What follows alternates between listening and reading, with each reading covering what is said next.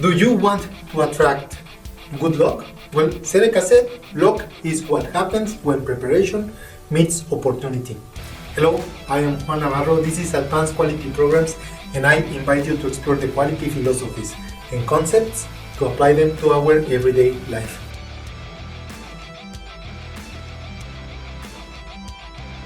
Bill Gates once said, "Success is a lousy teacher. It seduces smart people into thinking they can't lose."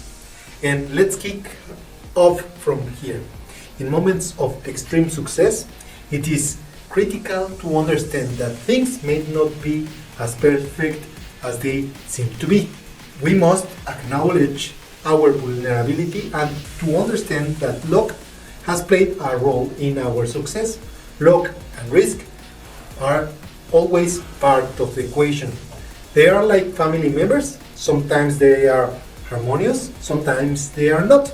And in those less harmonious times, good luck can swiftly turn the other way. However, Bill Gates' statement is not entirely true. Failures can also be very instructive. Smart individuals learn from their mistakes. They reflect on poor decisions to control the unforgiving nature of taking risks. They build walls around their past errors to make sure that future decisions steer clear of repeating the same mistakes, increasing the likelihood of finding success again and getting good luck. As Mike Tyson famously said, everyone has the perfect strategy until they get punched in the mouth. So the secret to good luck is understanding the role of actual luck in success, acknowledging the underestimated risks and failures, and releasing ourselves from the immediate outcome. Instead, we should focus on understanding the consequences of disciplined actions, and the long-term perspective often reveals that nothing is as great or as disastrous or chaotic as it seems to be on the short term. Let's reflect a little bit about the origins of strategy. From the anthropological point of view, this means from the origins of humankind, our ancestors, before learning to grow crops, were either hunting or gathering food to survive. Then one day, let's call Groot and his friends joined together their forces to catch a bigger prey than the one they were used to.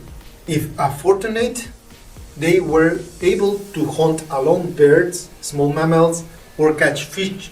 But when they joined the forces, they could actually go and think about hunting bigger animals, like a mammoth.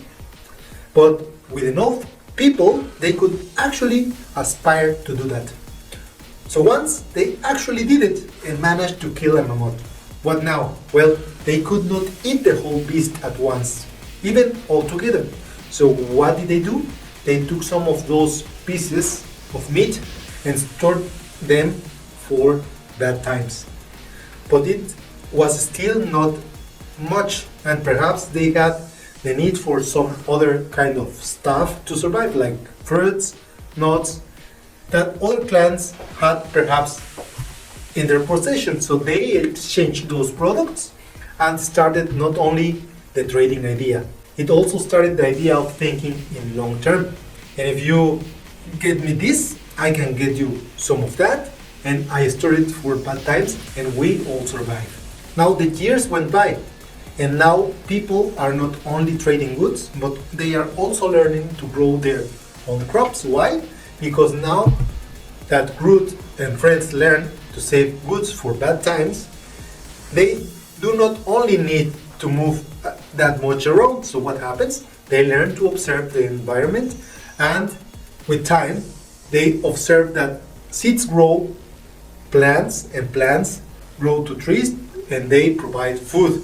Now, there is a chance to survive in the same place even longer.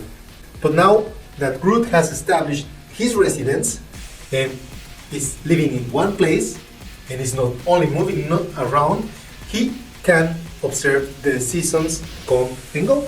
Sometimes crops grow, sometimes they don't. Sometimes animals are there, sometimes they are not. And now Groot observes these powers of nature as gods. The god of sun, the god of night, the god of rain, the god of thunder. So now that Groot is depending on the gods to help him to have longer time of good luck, having food, and providing a good place to live and survive, now Groot understands that trading things with people of the surroundings had allowed him to stay longer in the same place. He gives part of his mammoth to a neighbor caveman to get fruits and crops.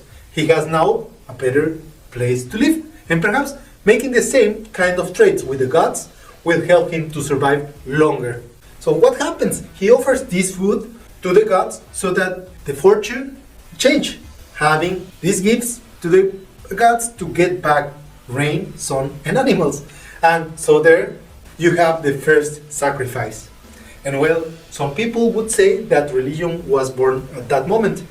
But people like me, who like strategy and quality, would say that actually long-term expectations and strategy were born. What happened is that after we learned as humans that we need to sacrifice something of our own goods for the benefits of the future that may have today impact for the better good of tomorrow, we realize as humankind or as human species that we can create longer plans and we can think about the bigger future. Still, we need to understand that things will happen. As Groot and his friends discovered, there are some accidents, there are some things that we have to overcome that sometimes become difficult. No strategy was ever perfect, but by storing energy and trading it for future benefits, we learn to create our own future. And this is not a coincidence. And it's not a coincidence that the word fortune means the same for person who is lucky and a person who is a millionaire. Both are fortunate. Money is nothing but stored energy and resources. And it is more or less the same for back in the day of Groot. You provide some product, for example, your know-how to somebody and you get paid for it. So this payment nowadays is money that allows you to get some benefits. So you are storing your benefits as savings, which means stored energy. Now, in the long run, people with savings are saving energy to provide for their future in most of the cases. That is one good strategy. And that's a good strategy for good luck.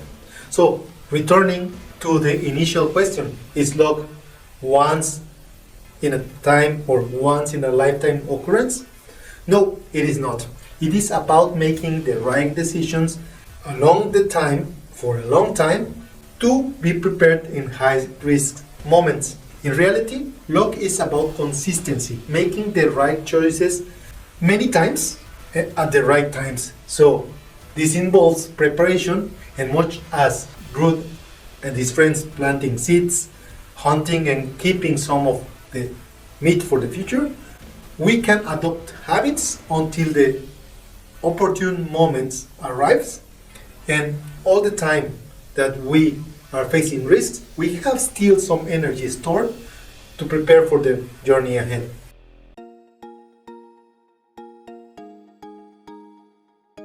And that's it for today's episode. If you like the podcast, don't forget to hit like, your subscription to the channel, and your comments are all really appreciated. Don't forget to share the episode with your friends and your enemies. And everybody that has already acquired a copy of Life Quality Projects and rated it, many thanks. I leave you with a quote from Angela Merkel: preparation is key, but opportunity knocks. Be ready to dance. Don't forget to hit the bell. See you next week.